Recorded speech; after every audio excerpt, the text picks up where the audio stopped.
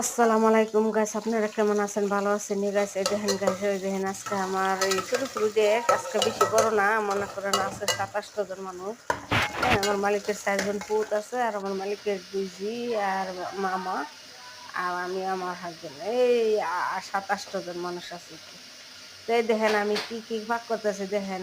অনেক কাজ টাজ দেন, পেঁয়াজ কেটে নিলাম, হ্যাঁ কুচা কেটে নিলাম, আলু কেটে নিলাম, অনেক সবজি টবজি যা আছে সব কিছু কেটে কুটে তারপরে ওখানে আমি এখানে 5টা বাজে বিকাল ওখানে ফাঁক টাক বসিয়ে দিলাম। ঠিক আছে, 4টা চুলার মধ্যে 4টি বমু এখানে মনে করেন আগে তরকারিটি বইতেছি করে আজকে মাংস লইছি না, আজকে শুধু মুরগি লইছি।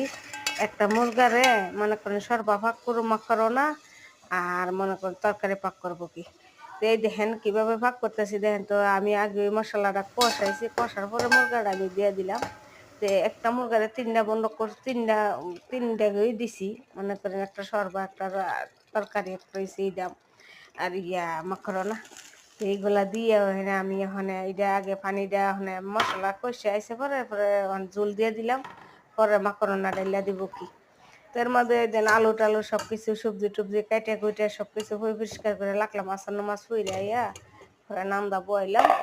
এই দেখেন আগে তো আমি একটু কুচাটা দিয়ে দিলাম, তারপরে দিয়ে দিব আলু।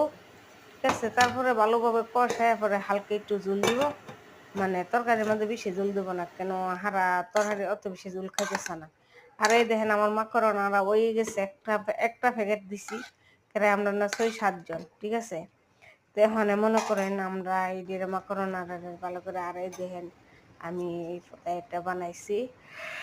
তারপরে আবার এই যে সেম্বোসা বানাইলাম, আর আমার ভাত হয়ে গেছে, তরকারি হয়ে গেছে, পরে মাকড়না সরবা সবকিছু হয়ে গেছে। এখন আমি সবকিছু রেডি করুম। ঠিক আছে, আর এর মধ্যে দেখেন সিম্বুসা রবের জ্বালাইতেছি। হ্যাঁ, মনে করেন এটার মধ্যে বাজলে আছে না, তেল কম লাগে, আর সিম্বুসারা মুসমুসাও। ঠিক আছে, 4 ঘন্টা 5 ঘন্টা থাকলেও মানে মুচমুচা ঠিক থাকবো। ঠিক আছে, ফুতা না। তার মধ্যে দেন আমার তরকারিটা হয়ে গেছে, তারপর আমার সরবরাহ হয়ে গেছে, সবকিছু হয়ে গেছে। এরপর আজকে আমার ম্যাডামে ঠিক আছে ইফতারের পর আসবে, তাহলে এখন ইফতারের পর পরে হারা আসছে বাড়িতে, অনেক কাজ টাজ করাইতেছে, বাড়িতে লং করতেছে, আসা না না সামনে নাই ঈদ, তার জন্য কাজ করতেছে। এখন তো মনে করেন ওই সব কাজের মানুষ লাগাই দিয়ে তারপরে আয় হচ্ছে, জীবতলে তো আর বাসা থাকতো তো না, মানে আয় হচ্ছে অনেক মনে সিহিরির সময় পাক টাক করতে হবে, না হলে মনে হোটেলতে আনতে পারে, জানি না। তে দেখেন আমার সব কিছু হয়ে গেছে।